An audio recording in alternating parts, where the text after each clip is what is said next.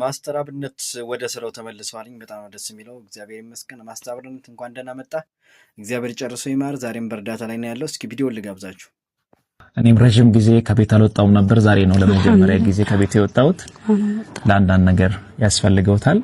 ምንድነው የተፈጠረው ያለውን ነገር ያስረዱን እስቲ። ባለቤቴ ቡና ሰው ቤት ሊሄድ ነው ያፈላው። ትልቁ ጀበና ነው። እሱን አንስቶ በላይ ሲከሰክስብኝ ከባድ አደጋ ነው ያደረሰብኝ። ተደረቴ በላይ ጨውጥቶ ጎትቶ ጥሎኝ ነው የተባልኩኝ። እኔ አልቻልኩም። እኔ ሲቼ ነው ብሎ ጎረቤቱ ላይ ገባ። ግቢ ዘግቶታል። ግቢው ሰብሮ በኋላ ገቡና ያው ደረሱልኝ። በቃ እንትን በቃ ሰውነቴ በቃ ወዳም ተላጠና። ወንዶች ደግሞ ምንድነው እየሰራን ያለው? እግዚአብሔር ምንድነው በሴቶች ላይ ክፋት እያበዛን ነው? ምን አስበን ነው? ምንድነው? አረ እግዚአብሔር ልቦና ይስጠን ሁላችንም። እንዴ ምን እየሰራን ነው? ፕሊዝ